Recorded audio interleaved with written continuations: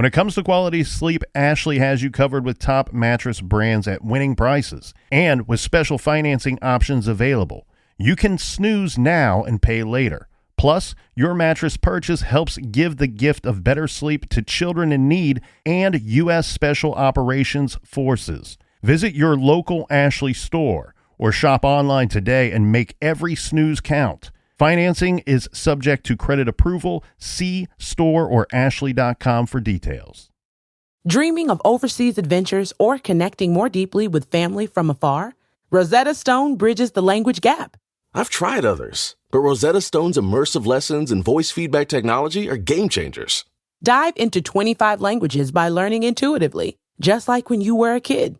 And here's the holiday sparkle. Grab a lifetime membership now and save 50%. Gift yourself the world. Head to rosettastone.com now and save 50%.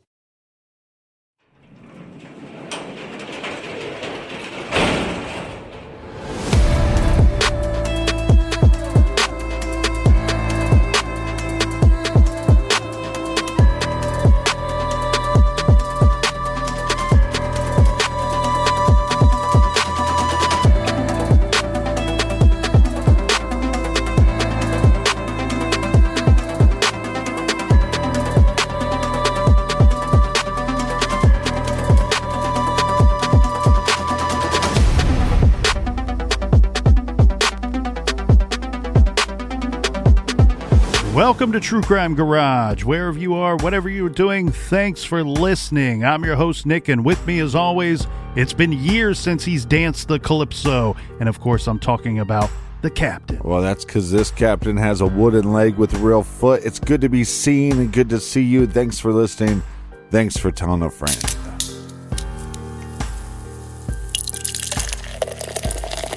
Today, we are drinking Lightspeed by Brewdog. Why? Because we are hoping and praying that this week's unsolved case gets some justice. How fast? Lightspeed fast. Lightspeed is a delicious hazy IPA, and it's only 99 calories. And who brewed and canned this beer? You heard me correctly the first time. Brewdog.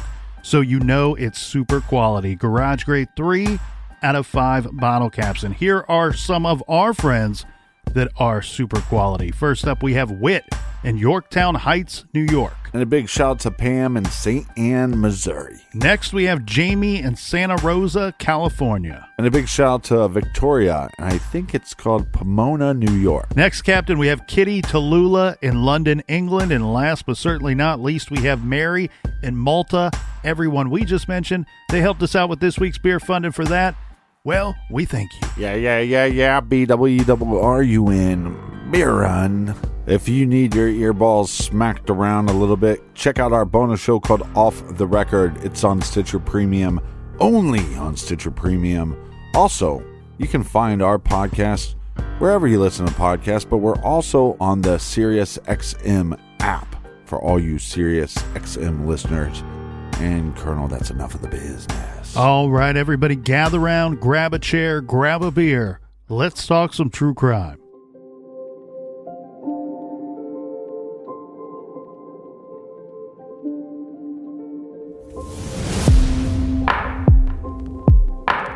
Four young sisters who all died in a fire at their family home. Still unclear how the fire started, investigators are looking at the first floor electrical system. The girl's mother injured along with 2 police officers who tried to save the sisters' lives. Such an early age, such a heavy loss. I miss them. She was a single mom working very hard, and like I said, her babies were her angels. I can't imagine what she's going through.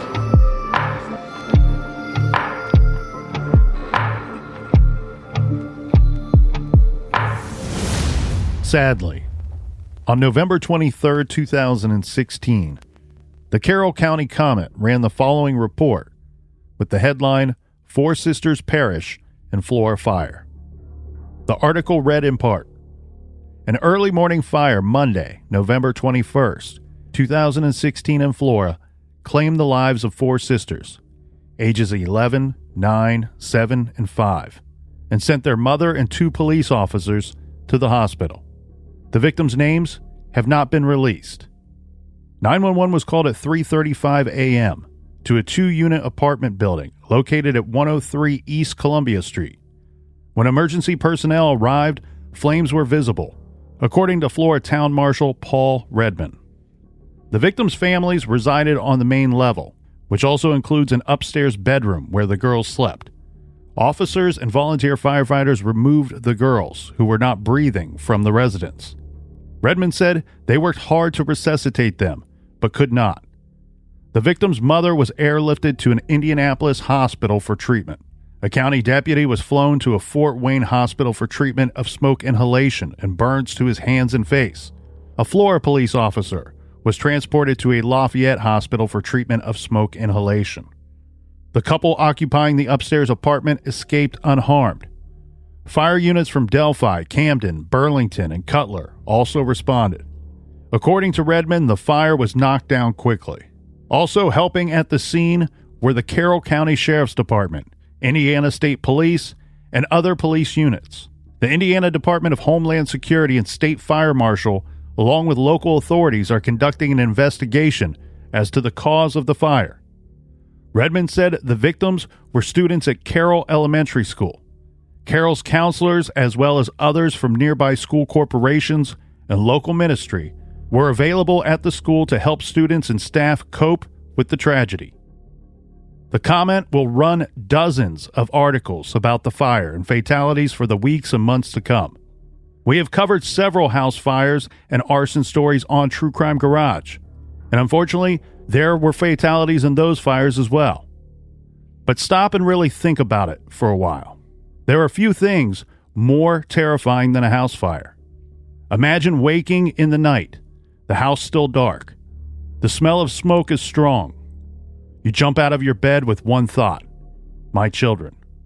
You rush from the room, only to be confronted with a wall of black smoke so thick, your eyes water, your throat burns, and your lungs seize up.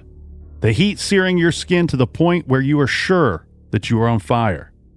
Screaming is impossible, as you are overtaken by coughing, and you stagger out the front door, choking and gasping for air. And your children are still inside. This is what happened in the middle of the night on November 21st, 2016, in Flora, Indiana. Later, we learn that this deadly house fire was no accident. This is True Crime Garage, and this is the Flora Fire case.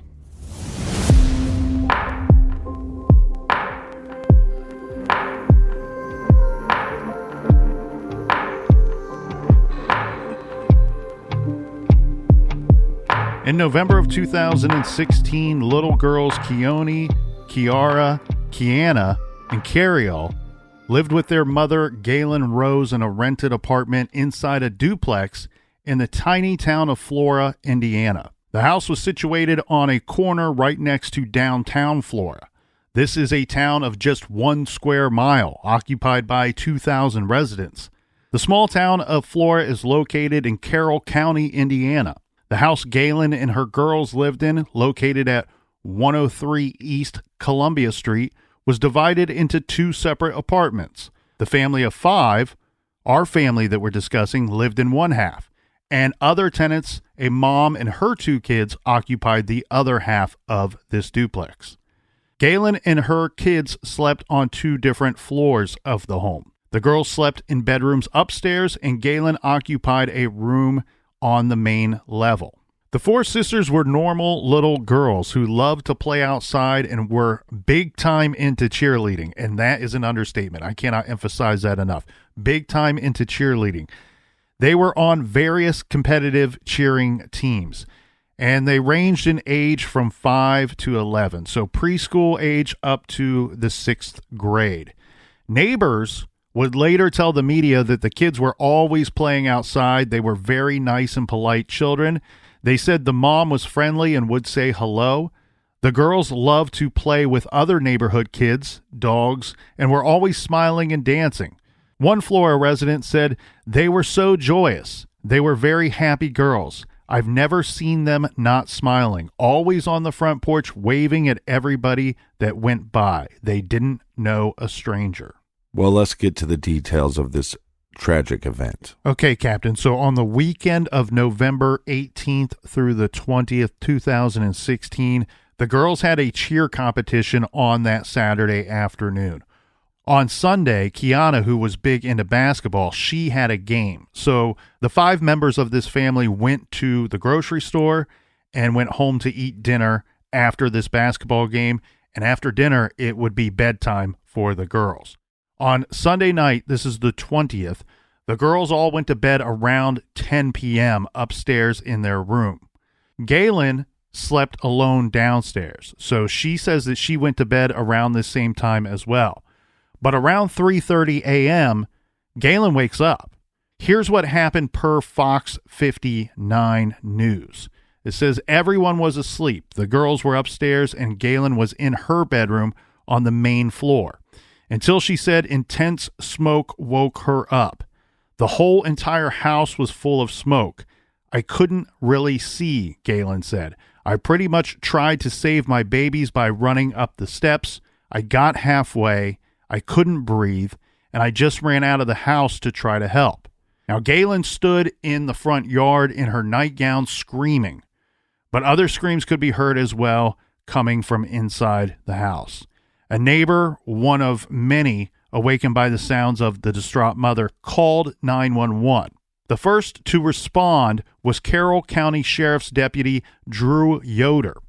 He rushed into the house when Galen screamed at him that her children were still inside.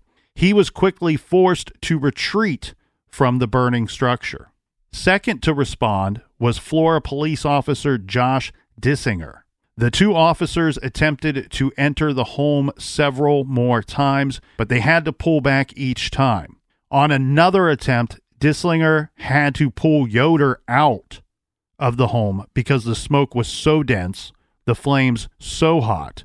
Later, Yoder said to the Journal and Courier, "The third time is when things went bad. All I remember is waking up in the ambulance with Dissinger standing over me, telling me that everything was going to be okay." Firefighters were able to be on the scene very quickly. By the time they arrive, we have smoke and flames that are billowing from the house. Galen Rose stood on the front lawn screaming hysterically. The 2 law enforcement officers were down by this point, injured by their repeated attempts into the home. Right. So shortly after 3:30 a.m., we have an EMT who lived next door to the family. Her name is Angela Francis. She was awakened by the screaming. She ran out to help and was immediately thrown into this situation where she's helping and assisting anyone that she can, including the ambulances that are now arriving on the scene. We also have neighbor Chastity Fox. Her and her husband also went outside of their home that night and watched horrified as sadly the first responders failed to save the children. Per Fox 59, Galen Rose recalled, "The ambulance man told me that my babies was no longer here, and after that moment, I don't remember anything." Galen was sedated and airlifted from the scene to a hospital in Indianapolis. Her condition was listed as critical but stable. She was in the hospital for nearly a week.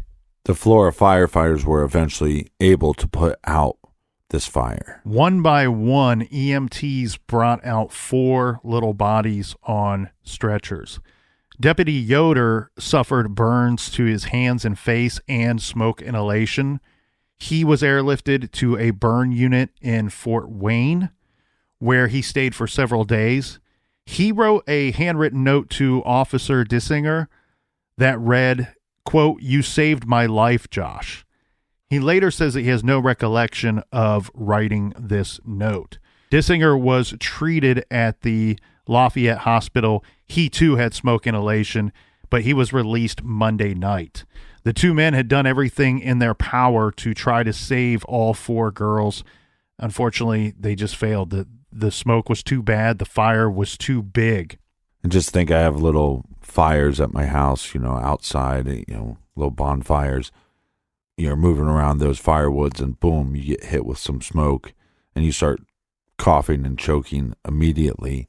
And that's of a little fire and you're surrounded by fresh air. Can you imagine how you'd react or how the body would react when you're hit with smoke and when you're gasping for air, all your body is getting is more smoke. The residents of the other half of the home, remember we have a woman with her 2 children that lived there. She was able to escape that night without any injury at all. Luckily, her children were not home with her that night. Carroll County Coroner J.D. Cree announced that all 4 girls had died of asphyxiation due to smoke inhalation. Manner of death was listed as accidental. This was obviously devastating to the family, but also all the firefighters that were involved in trying to save these girls' lives. And it devastated the whole community. So they held the funeral at the local high school. This is one of those horrible situations that we hear about, Captain, where the first responders are now traumatized for months and even years to come. The funeral itself must be unbearable. We're talking about 4 children here. The Carroll Elementary School provided grief counselors for the students who all knew the girls. Students created banners and cards and posted them all along the walls of the school, and a candlelight vigil was held on Tuesday evening of that week. Afterward, people delivered meals to Galen Rose and her family, and fundraisers and sales from a cookbook raised money for her to help try in some way to rebuild her life. Deputy Yoder, who we have already talked about, who was on the scene and tried several times to get back in the house, he was obviously devastated by the incident, as was everyone. When he learned that the girls had not been saved, he was crushed. He says, I know these girls. I drove through Flora all the time for work, and I would see them. He says, quote, those girls were always outside on a nice day dancing around, and the greatest thing is they would all stop, smile, and wave as you passed by. He had often spoken with Galen, who was a cashier at a gas station in town. So he knew her as well. This is one of those situations. It's a small town, not a lot of people, and he shows up and he's responding, trying to save people that he knows, people that he has seen in his everyday life. Well, first responders get to know gas station attendants a lot because they stop in and get coffee at all hours of the night. And in a small town, if you're a cashier anywhere, you really get to know a lot of people in the community. These 4 girls were absolutely beautiful girls. Absolutely beautiful. And Captain, 20 years ago, I worked at a gas station, and I've always recommended here, if you work at a gas station, offer free coffee to all the officers, to first responders. Get those people in your stores and take care of them. On that Monday, Captain, this was like 3:30 in the morning on that Monday. So now we have all this tragedy that happens in the middle of the night, and we have fire investigators who are going to have to begin the process of sifting through the debris, rubble, and ash to try to determine the point of origin.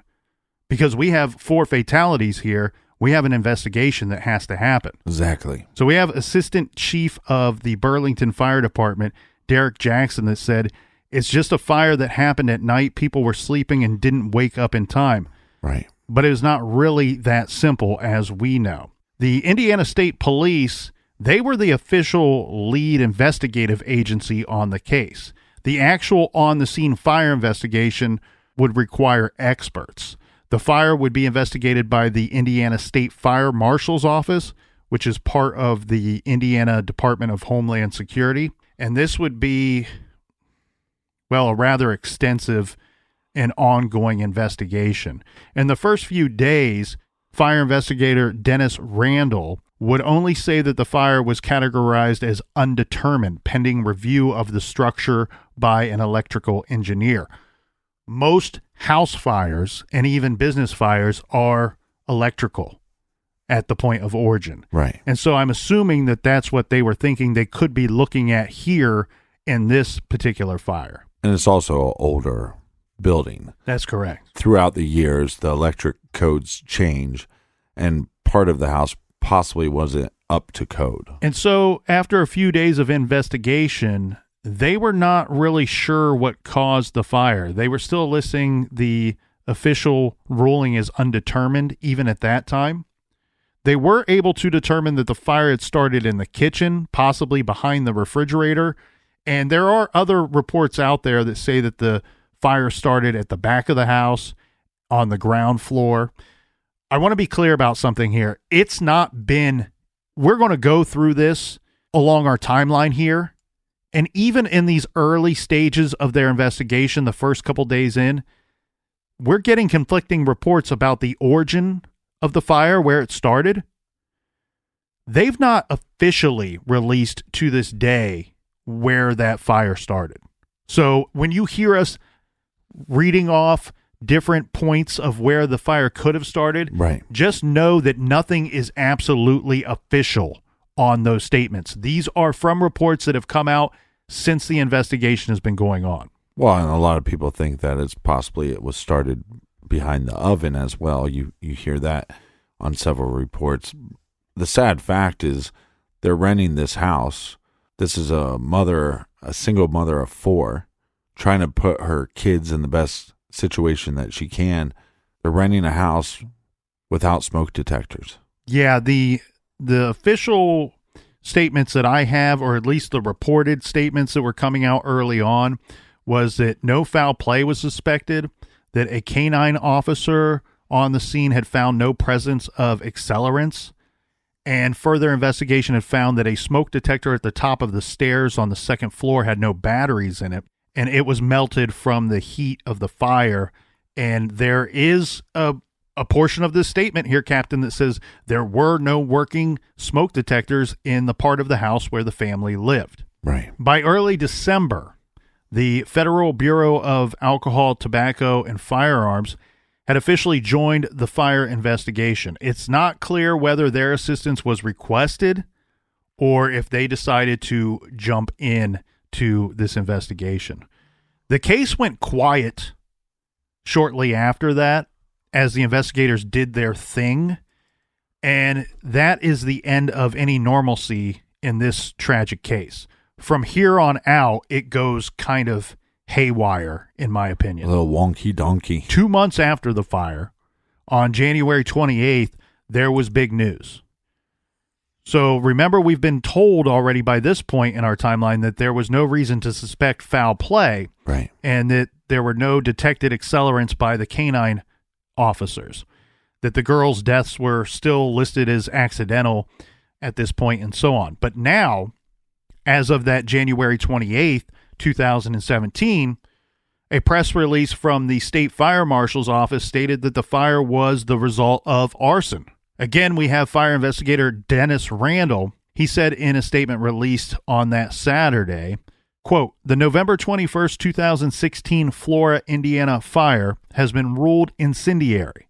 At this time, there are no suspects. Investigators determined the fire to be incendiary after accelerants were found in several locations of the structure," end quote. So as you can imagine, Captain, this is huge news. Accelerants are found in several locations based off of this statement. Yeah. And this is several locations inside the house occupied by Galen and the girls. So the fire is no accident or the result of faulty wiring or even electrical short. This, we're now being told, is a fire that was deliberately set. 4 young sisters who all died in a fire at their family home. Still unclear how the fire started. Investigators are looking at the first floor electrical system. The girl's mother injured along with 2 police officers who tried to save the sisters' lives. Such an early age, such a heavy loss. I miss them. She was a single mom working very hard, and like I said, her babies were her angels. I can't imagine what she's going through.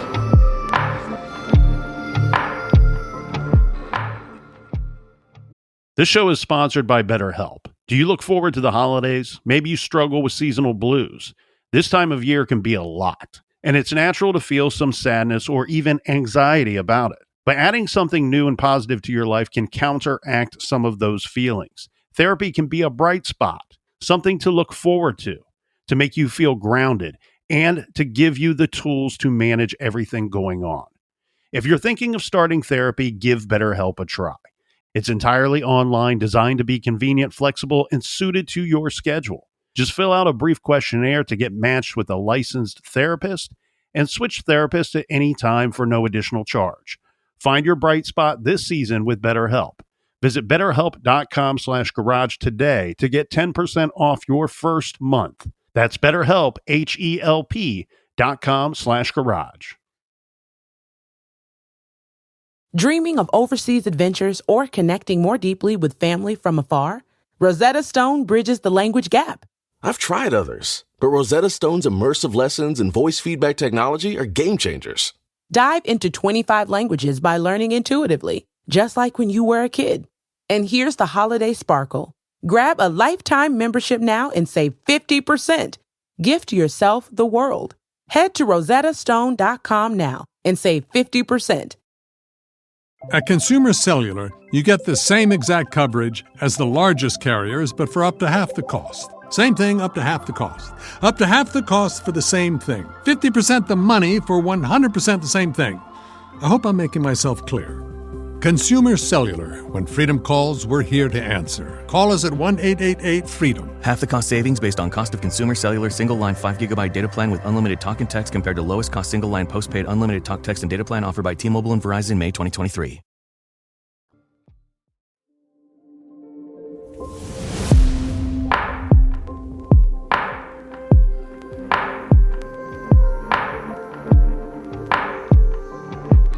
All right, we're back, and we just want to take a quick minute to wish all of you guys and your family a happy Turkey Day.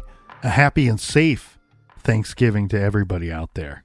Tall cans in the air, right? Cheers. Cheers. Now, for anyone who's paying attention to our cases that we cover here in the garage and the dates and locations that we have discussed so far, you may realize something pretty significant. Flora, that little town, abuts another small town in Indiana that was rocked by a crime in which two girls were murdered. Abby Williams and Libby German were murdered on the Monon High Bridge Trail in Delphi, Indiana, on February 13th, 2017. This was literally just 3 months after the Flora Fire. So now we have 6 young girls who have all died under suspicious circumstances in just a period of 3 months and about a distance of 8 miles away, right, all in Carroll County, Indiana. Again, these budding counties, they share community events, but they also share family members.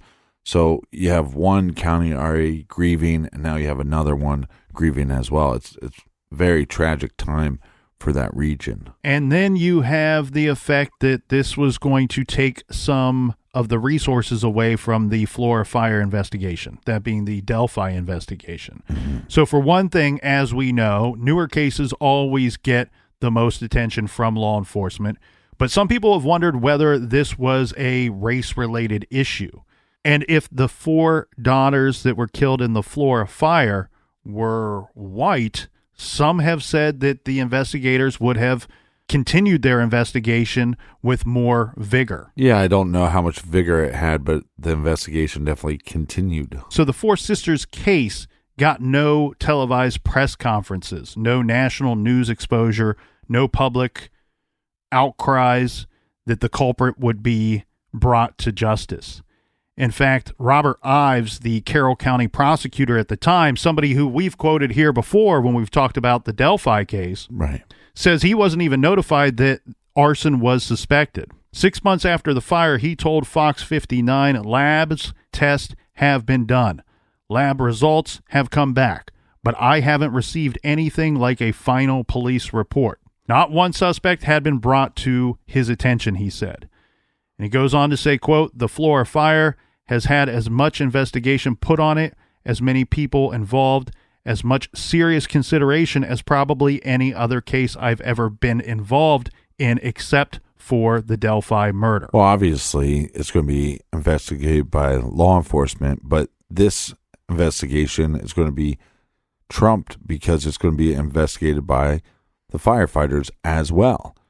But I think one of the reasons why it didn't get as much coverage initially is because the reports was, this is an accident. Okay, if it's an accident, it's a tragic event, and we're going to talk about it, and now we're going to have these funerals, the community is going to come together, and now let's start working to move past this. If it came out the night of the fires or the next day that, no, we believe this is 100% arson, then you're looking at a murder investigation right away, and I think that's one of the reasons it didn't get the coverage that it deserved. Yes, this is a horrible, horrible situation. Nobody's denying that. Nobody should even be comparing which situation's more tragic. Right. They're equally tragic. And I think you're spot on here, Captain. A part of the reason why we have less information, or at least less news coverage and national outcry for justice here, is the fact that you just said it was originally ruled or thought to be either undetermined or accidental. And so that takes a little bit away from that sentiment from everybody to begin with. But the other thing too, I don't know that it's really truly fair to kind of compare the investigations or the efforts put forward on these two cases. It doesn't feel to me like we're comparing apples to apples. It's a little more apples to oranges here, because very few, we've been doing this a very long time, I have seen very few cases that have received as much attention as the Delphi murder cases. Yeah. Well, look, it'd be like every child that is murdered saying it's not fair that JonBenet Ramsey's case got covered more than theirs. That's a good example. And then on top of that, in the true crime podcast community, a lot of the creators we know are more likely to cover an unsolved murder case than an unsolved arson case. They're just not covered as much in the true crime world. Yes, and I feel like with the Delphi case, really, there's only a handful of cases that I think have received as much or more publicity than the Delphi case. And I mean, we're talking JonBenet, the O.J. Simpson case. There's very few out there. Now, what I do believe here in this case, for the Flora Fire case, is I would have liked to seen more eyes and earballs on this from the get-go, because I do think that there's somebody out there that might know something, but the investigation itself has been a little weird.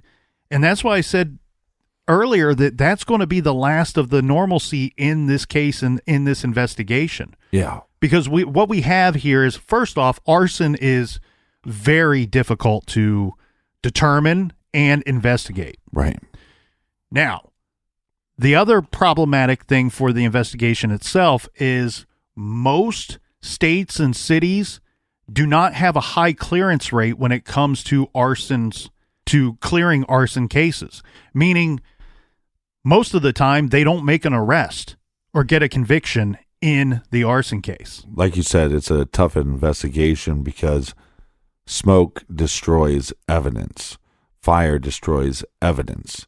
Similar to a crime happening and the victim being placed into water. That water is going to destroy so much evidence. And before we move on too far into the investigation, Captain, I want to make sure that I point something out, too, that really kind of ticked me off as I was going through my research and looking into this horrible fire case here. At some point, when there was no news of a good suspect or finger pointing to people outside of the home, at some point, some members of the public started pointing their finger at Galen Rose, the mother of the three girls. And I found that incredibly, I think disgusting is the best word. I understand that there's suspicion, and that when there has been no answers and you cannot find the culprit of something so horrific as this, that you want to find somebody to blame, that you want to point the finger and say, I think that's why. I think that's the person that did it, and that's why we don't have the answers. I get that end of it, but everything that I can see, she does not make a good suspect, other than the fact that we know she was in the home that night. I see a woman here that has been destroyed, absolutely destroyed. You think that community was destroyed by this event? Her life has been hell. I'm sure every day for her has been hell. And now we're coming up on 5 years since that horrible night. Well, my issue is that she's a victim in this tragic event. Law enforcement know that. Firefighters and their investigators know that. To me, you have a duty to investigate this hard and fast. And if you can rule her out initially, again, you didn't say it was arson right away. So it gets less coverage. With less coverage, less people talking about it, less likely you're going to have somebody talking and have somebody confessing to a friend or something of that nature. But also, when you know that she was home, rule her in or out very quickly. And that's law enforcement. 3 days into their investigation, if they know that she is not a suspect, you come out and you stand hard that she is not a suspect. And if you do that, then you stop the rumor mills and you stop having people online speculate and throw blame on this lady that is already suffering. So I said that the investigation itself was a little weird, and I think everybody will agree with me, because what we have here is, remember the press release that we just went through, where they are now changing the undetermined status to arson. And so essentially, if it is arson, these 4 girls were murdered. Now, the problem with that statement, with that press release, was we said Indiana State Police is the lead on this case. They were unaware that that press release was going to be issued. This was not agreed upon by all of the investigating agencies that, hey, we're ready to announce to the public that we've made a determination of arson here in this case. And then in June of 2017, we have arson investigator Dennis Randall, who abruptly resigned from his position. He was the one that released that press release saying that the fire was deemed arson after accelerants were found in several locations in the house. Now, he is on record saying time and time again that this disagreement between the agencies had nothing to do with him resigning. Some people work at a job for a very long time or have a career. We all retire at some point. But one thing that we should note here is some of this disagreement came about because there was a senior fire investigator from Michigan working for an insurance company on the fire case. He did not agree with Randall's assessment of the accelerants or how the investigation was being conducted. So in February of that year, he wrote a critical email to the Indiana Department of Homeland Security director and the Indiana State Fire Marshal, stating the following.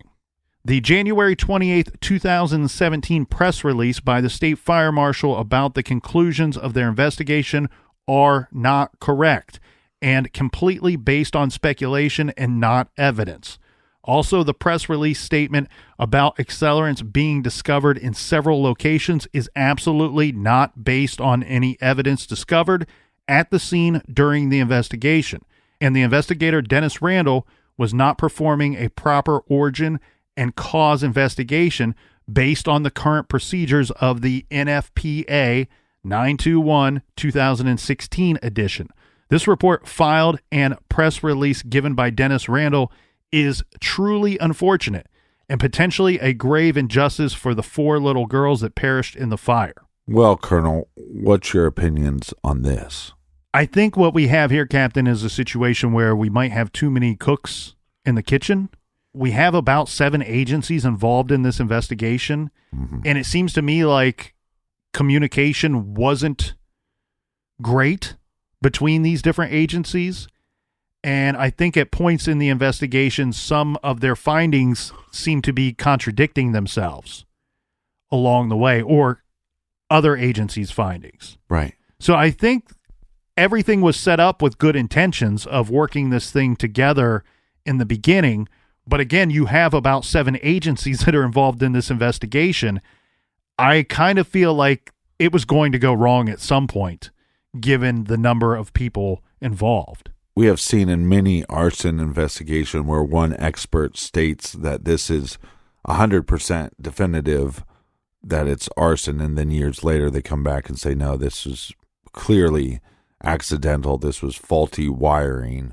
It becomes very convoluted and very hard to determine because we're not experts ourselves in this field. No, and we've seen that expert opinion change throughout the years. This is a science that they're still working on, that they're still working to perfect, like everything else.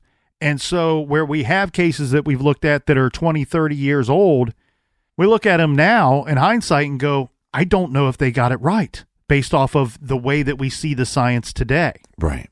And we could break down each point of this investigation, but it would take us hours upon hours. There's a lot of minutia, but maybe, Colonel, you can just break down the major points of this investigation. Well, sadly, Captain, in its simplest form, what we are being told by the experts, the ones leading this investigation, members of that 7-agency team, is at first, it wasn't foul play, undetermined.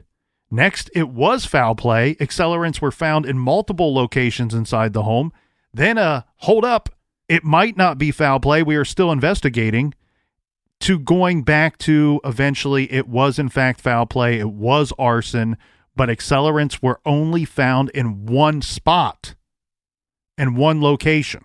And we're not being told exactly what that location was. Yeah, and when you have the community crying out for, hey, if this is arson, where are the suspects? Tell us who these guys are. Is there somebody that we should be afraid of in our community?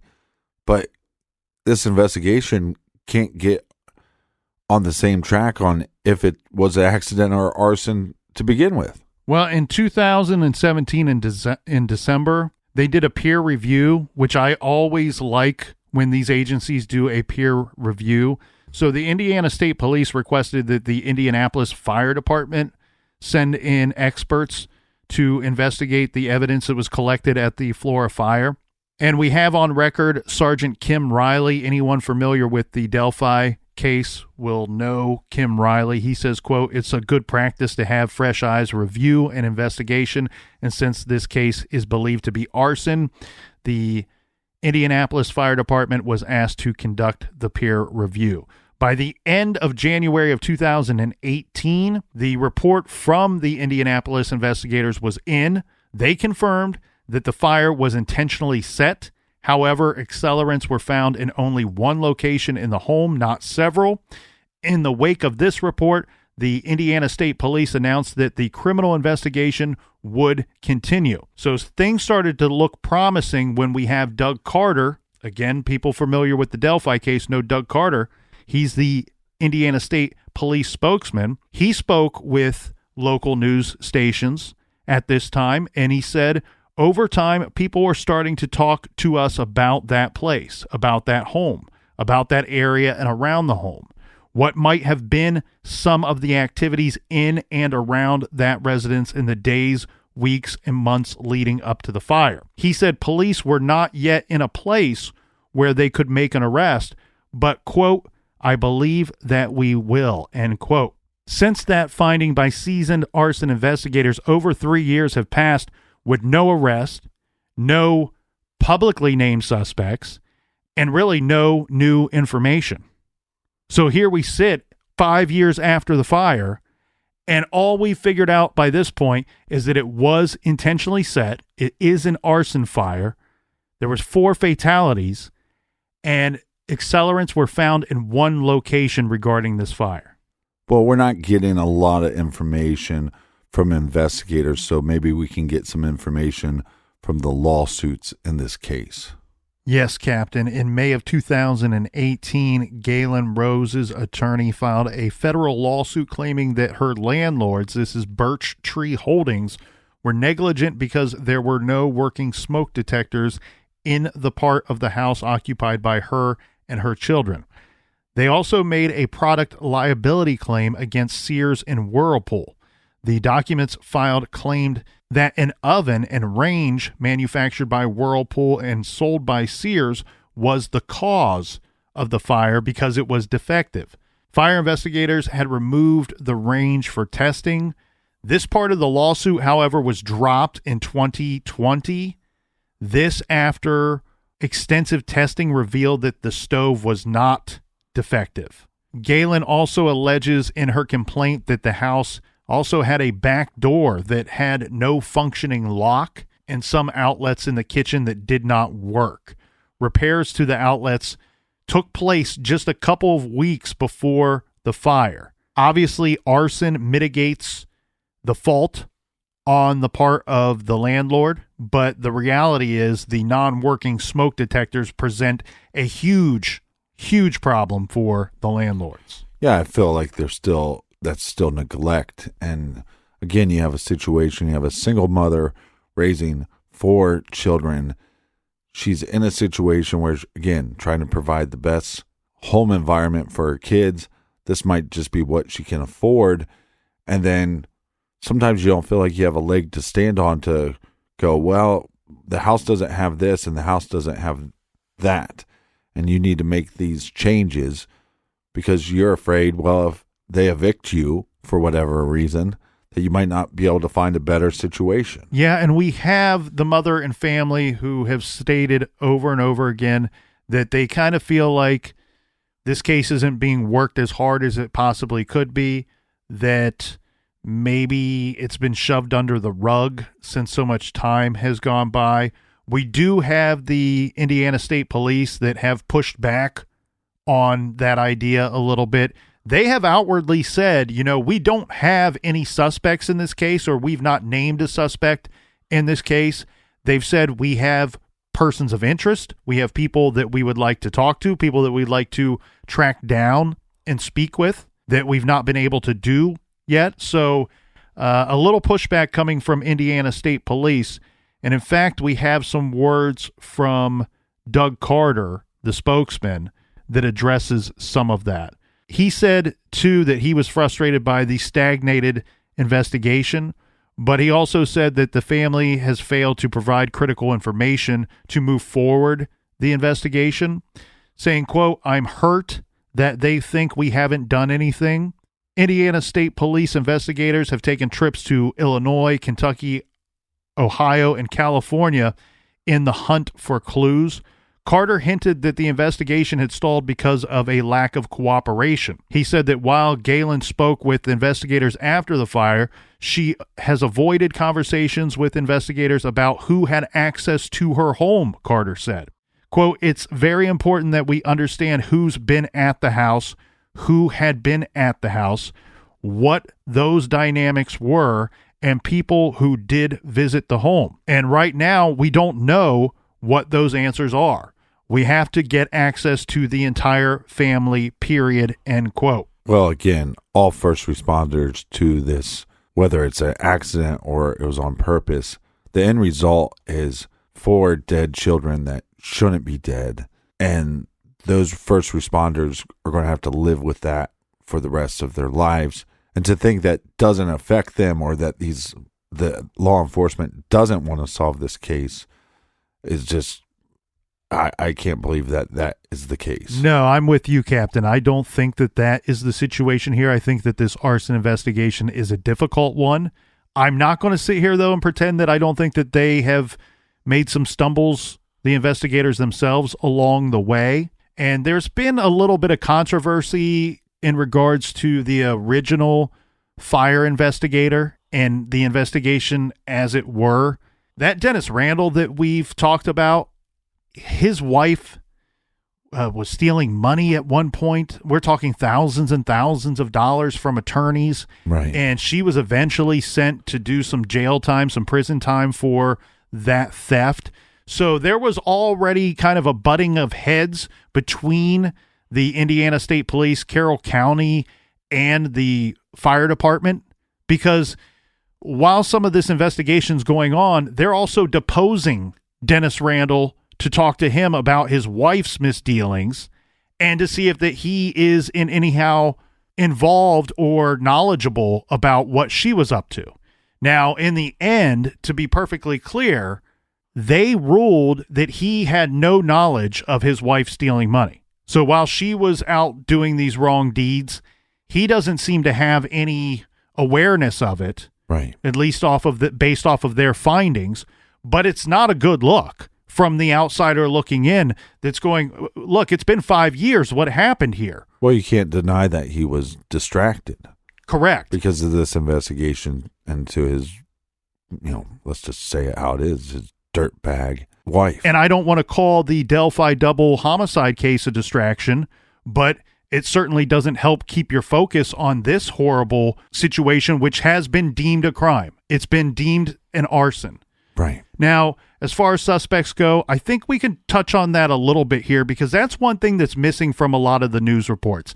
I think it's fine, right? It's been 5 years, Indiana State Police. I've had your guys' back for a long time when we've talked about Delphi and many other cases, but sadly, and Indiana State is just like any other state. There are many cases that are unsolved, but I'm not going to shy away from my frustration that I'm starting to have with Indiana State Police and their poor record so far of clearing these very important cases. Well, let's just say how it is. We have 6 victims and then thousands of victims that are connected. They become victims because they're connected to the murdered victims. Yes. And those murdered children. There's 6 murdered children that you have no goddamn answers for. Come on. They're batting a 0 right now, and I feel like I'm still going to have their backs for a while. I'm going to give you another opportunity here, Indiana State Police, but the sad truth of it is, in regard to these 2 cases, it's not been a good look. And if you were on my baseball team, we probably would have cut you a long time ago. Well, if they don't get their shit together, I'm cutting their funding. Well, I'll tell you that. I'm not going to send any more beer fund money their way. Since very few people were talking about suspects, let's try to talk about some suspects here. And again, this is going to be speculation on our part as we are not on the inside of this investigation, and they've not allowed really anybody on the inside of this investigation. So a man named Mike Verjon is one of the people who has been on the inside of this investigation and been inside the house since the fire. He runs his own fire investigation company. He was hired by the mother of the 4 girls and her attorney. He has not worked with them for months by this point, but he has said on the record that he still thinks about the house and the case often. He said that he spent more than 15 years as a certified fire investigator with the ATF before starting his own company. So this dude's legit, right? He knows what he's doing. He's been to more than 1,000 fire scenes and investigated this one just weeks after it happened. There are still things that he does not want to share, even while we're at the 5-year marker here.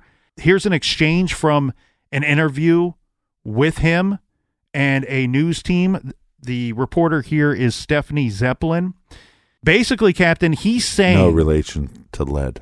He is saying that where he thought the fire started is where it started. Okay, so his initial suspicions, whatever his initial suspicions were, right, when he got there and conducted his investigation, his suspicions were confirmed. Zeppelin goes on to push him and say, and that is where. And Verjon says, I can't really say right now because if we get to a point in the investigation that they make an arrest, the only people that should know where the fire started is the person who said it and the investigators. Right. He says that he believes that the fire was an arson, but that the goal was not to kill the children.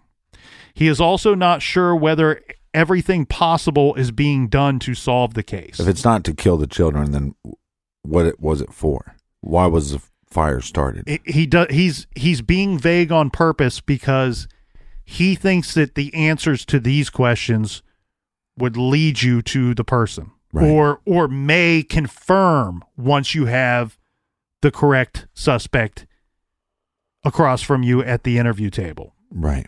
Well, because the Delphi case has been covered considerably more than this case, there are people out there that have tried to connect the Delphi murders to the Flora Fire. I think it's fair to do so. We're talking about time and proximity to the 2 cases are relatively close. Mm-hmm.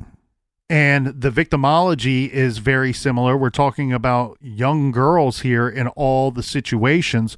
But to me, Captain, I look at this and I go, in the Delphi case, those girls were absolutely targeted. Now, how premeditated that was is up for debate. Right. But here at the Flora Fire case, you could almost say that the house was targeted. And I say that because I did quite a bit of research on serial arsonists. And a lot of times they will start setting fires to structures that are not occupied. Right. And then they will graduate, for lack of a better word, to structures that may have occupants inside of them.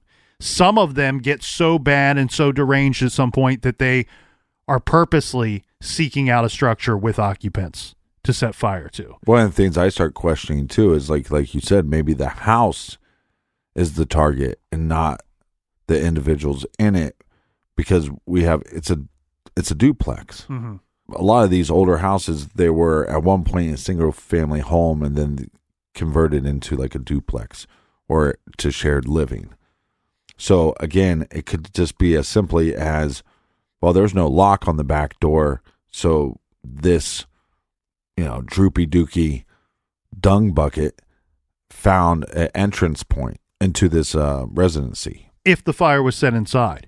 And that's the interesting thing there to me, because if you have a ruling of arson, right, typically in these situations, and again, it doesn't have to be a serial arsonist, but that's the statistics that are available for us to review. So that's the route that I went here. And what you have with a serial arsonist, typically they are only setting fires to structures from the inside when they are doing that to structures that they know to be unoccupied. Right. They're not going into a home or into a business and setting the fire from inside. Now, the ones that, quote, graduate to setting fires to structures that are occupied, typically they're setting those fires to those structures on the outside. And often, if it's a home, it would be to the porch area, either the front porch or back porch, maybe a garage. So something that's attached to the home, but not necessarily inside of the home. Well, again, like you said, you have to look at the victim's surroundings, the people that they're involved with in their lives. But it's, again, a shared residency. So not just one side's relatives and their connections, but the other side's relatives and connections as well. And one thing that is certainly a possibility here that could leave the door open for not only the house itself was targeted, but the occupants were somewhat targeted, whether they were known by name or what have you, is, look, there is a potential that this could be a hate-related crime, that this is some type of hate crime. Yes. We have a small population of people, but we only have about 0.3% of them being African-American in Flora. Right. And this is I want to be clear here, this is no direct disrespect to the people of Flora, because you can have an outsider come in and commit a hate crime in your tiny town and then leave. Right. But it's something that we should examine. You could target that house by saying, well, I know that African-American people live there. And so that is something that has been speculated on. And unfortunately, until we have somebody standing in front of a judge, we won't know what the motivating factor was here for the person that set the fire.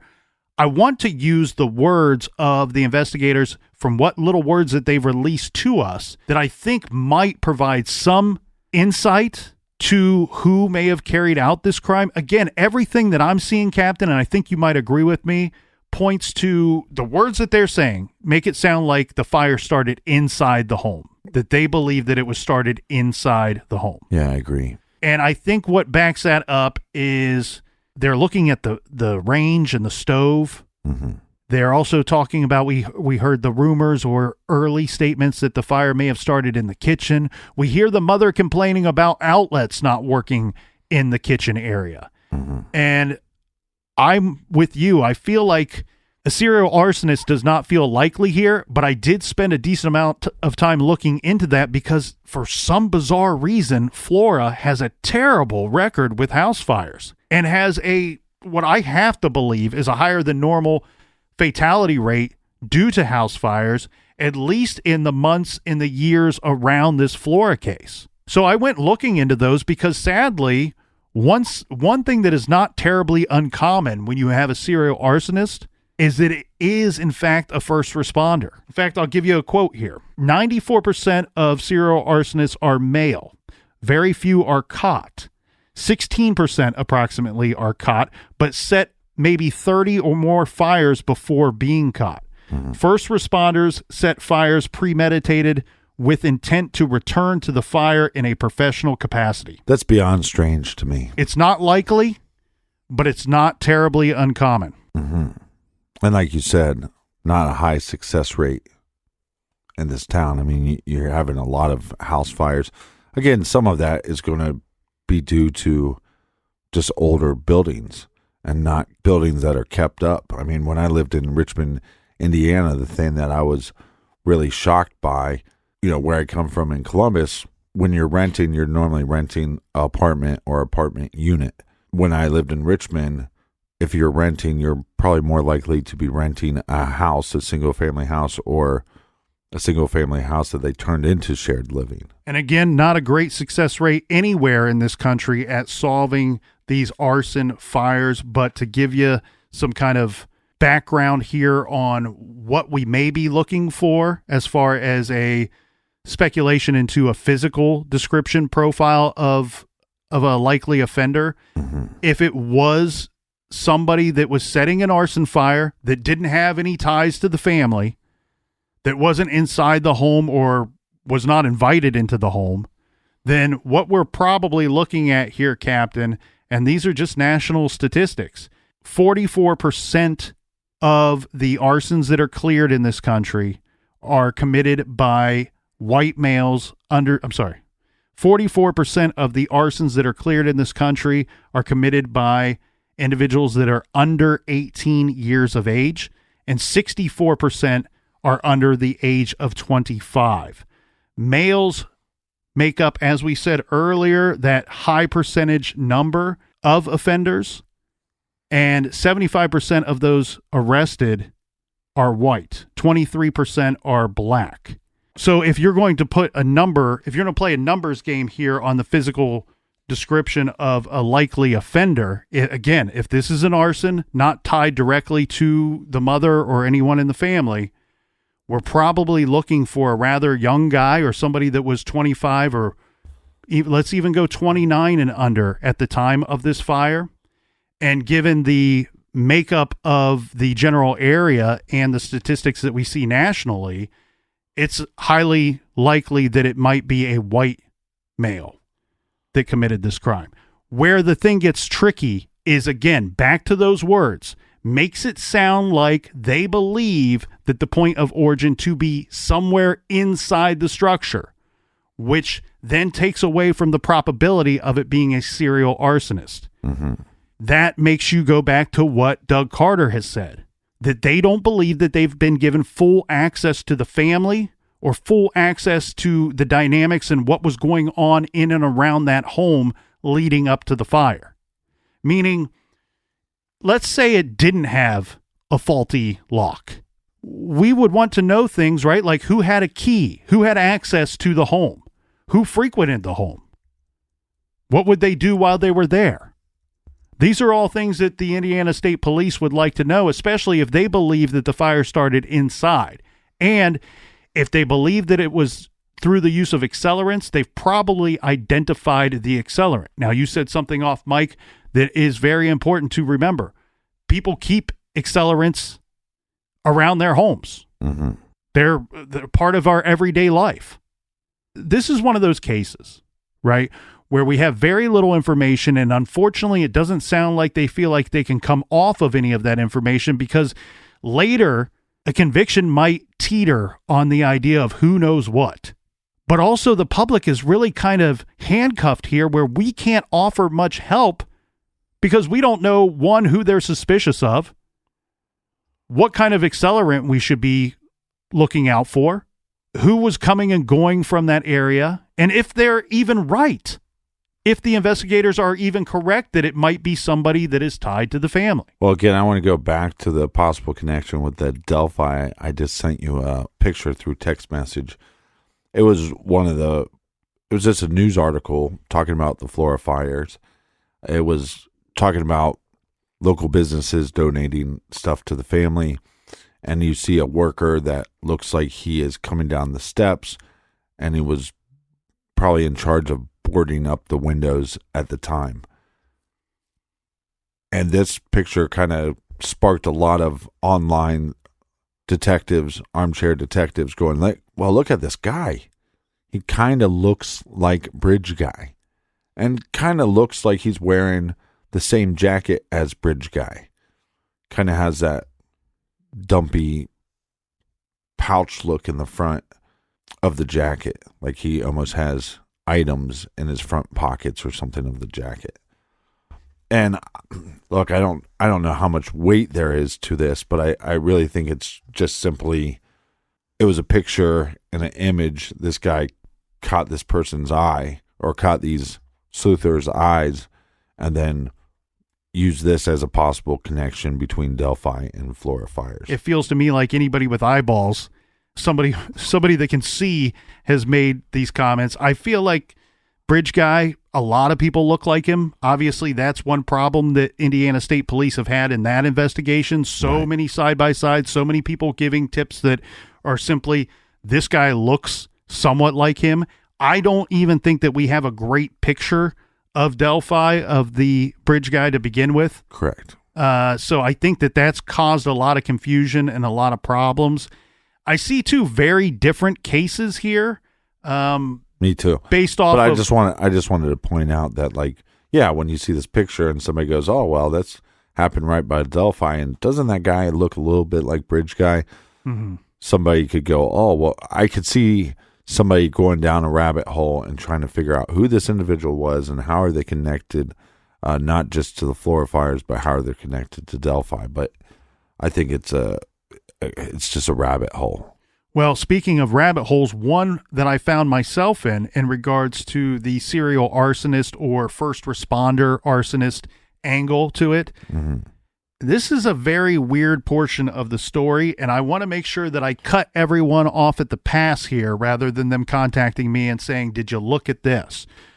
Josh Dislinger, the officer that was one of the good officers that was trying to help, trying to get victims out of this house, who was sent to the hospital himself. Oddly enough, this is not the first time that he's responded to a house fire that has ended in fatality. Right. From the information I could find, Captain, this is the third situation in about 6-7 years where he's responding to a fire and running inside.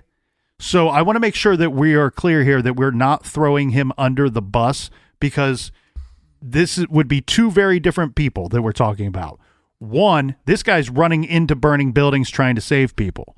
That's a much different guy than our suspicions of a first responder serial arsonist, right? I want to be very clear about that. I also want to make sure that we point out here, while the Flora fire that we're discussing today has been deemed an arson, the other two fires that I could find that he was one of the first responders to, in fact, I believe he was the first responder to the other fires. They were deemed one was electrical. Yeah. One was an electrical fire, and the other, they know the cause of. So we're not talking about a situation here where he's repeatedly showing up to arson fires. Yeah, I could see somebody having a suspicion that, oh, you start this fire, and then you show up, and then you save the individuals, and then you become a local hero because of it. But again, anybody that would do anything like that is deranged, in my opinion. One thing I do want to point out and give kudos to a web sleuther for, I don't want to get too heated at the whole web sleuther community here. I like the web sleuther community. Yes, maybe they come up with some far-fetched ideas sometimes, but the more that people are looking into these cases, the more that people are talking about them, the more pressure we have on law enforcement to actually solve these cases. I find that the internet has a lot of far-fetched ideas in these cases. As far as the actual web sleuthers go, right, I feel like they're a lot more spot on or more realistic and logical in their pursuit of justice in these cases. So I want to make sure that we point out here something very different from somebody just going, oh, this guy looks like that guy. Well, I do want to point out that True Crime Garage, it's a proven fact that True Crime Garage listeners are the best web sleuthers, more knowledgeable on crime in general, and the best looking and best smelling listeners of all true crime podcasts. And that's a fact. That is a fact. Mm-hmm. That's backed up by science and Edison research. This is something that's gone unreported, or I don't know if that's the correct word here, not reported, however you want to put it. But one thing that I think that's interesting here is that 3 weeks before the fire, a man named John Tayden filed for divorce from Galen Rose. And again, there are literally no reports in any of the media about this or her even having a husband at all. Right. The only reason we know about this is because a savvy web sleuther user found the marriage dissolution petition. So I'm not saying that that this is any way connected to one another, but it is fact. It is something that did happen. So we know that John filed for divorce on October 31st of 2016. And the court website listing the parties to the petition as John's address was listed in Texas. So we don't know where he was in relation to Flora, Indiana. I mean, he very likely could have been at his home in Texas and had been there for weeks and months. But that is something that we did uncover when looking into this case. Well, again, this case is very confusing. You want to know why law enforcement is saying that she's the mother of these 4 children, why she's not being as cooperative as they think that she should be. And it also could be a situation, hey, she's going possibly through this divorce. Is she afraid to come forward and to tell law enforcement to look into different individuals? We don't know that. Could she not trust the investigation itself is where I think that we might stand here. And I think that would make the most sense because, look, you're not coming out right away saying whether it's arson or an accident. And she was very cooperative in the early parts of this investigation. Well, and maybe her lawyer is saying, look, because the law enforcement has flip-flopped back and forth, maybe they're going to flip back eventually and say, oh, you know what? More findings. We don't think this is arson. Well, part of it too. And will that affect a later lawsuit, a civil lawsuit down the line? Part of it too, though, Galen lives in California now, which last time I looked at a map is nowhere near Indiana. And so where the investigation right beside it may have stalled and where we have Indiana State Police on record saying, we don't feel like the family's being overly cooperative with us at this point in our investigation, I would like to know why. Are we to believe that who is at fault because of that? Is it simply that she doesn't live in Indiana anymore and we've not made a great deal of effort to speak with her? Or is it simply the fact that she was a mother of 4 children that died in a fire, and some people don't recover from that? Well, that's why she moved to California. She said, early on, the community, and she has thanked the community time and time again. Her and her family have thanked the community for their handling of this tragic situation and the way that they treated her and her family afterwards and tried to lift them up in any way that they possibly could. But, she said, I couldn't live there anymore. I lived there with my 4 children. I drove by that house. It's near downtown Flora. She's like, I would pass that house and my life would be ruined over and over again. Yeah. I'm waking up to the same nightmare every day. Well, and think about like her job. Like you said, if she's a gas station attendant, the amount of locals she's seeing every day. If I went into that gas station, I'd want to give her a hug. I'd want to tell her, hey, I'm sorry for your loss.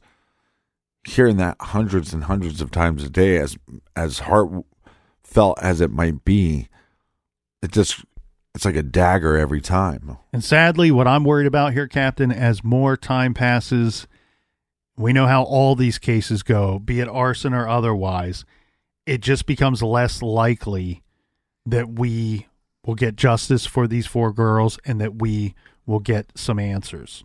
This is such a tragic case. Take the time to go to our Instagram or Twitter or Facebook. We'll be posting pictures of these 4 beautiful girls and other photos that are related to this case. You can find those, again, True Crime Garage, wherever, Twitter, Facebook, Instagram. Indiana State Police are still investigating this sad and tragic case. They are still looking for the person or persons responsible. They would like information leading to the arrest of those persons or the person responsible for this fire. Remember, 4 young girls were killed in their Flora, Indiana home on November 21st, 2016. This was determined to be an arson fire. There is a reward for information. If you have any information, please reach out to the Indiana State Police. You can call them at 1-800-382-4628.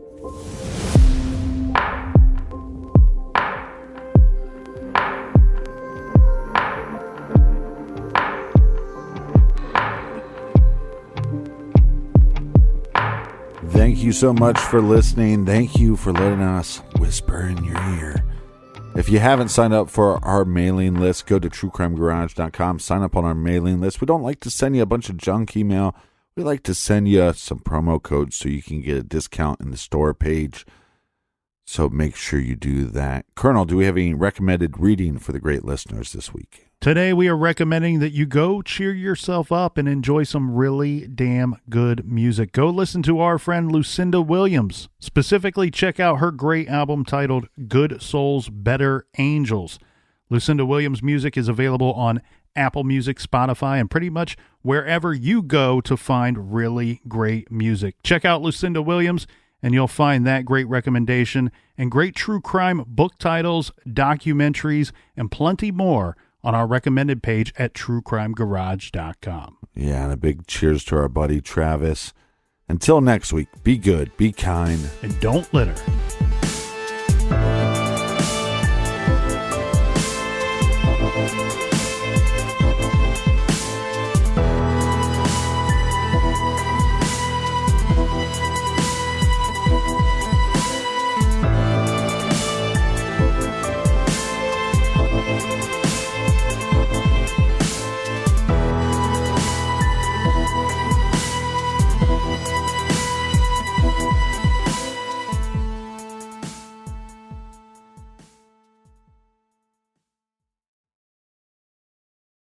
You can start your day off right when you find a professional on Angie to get your plumbing right first. Connect with skilled professionals to get all your home projects done well. Visit Angie.com. You can do this when you Angie that.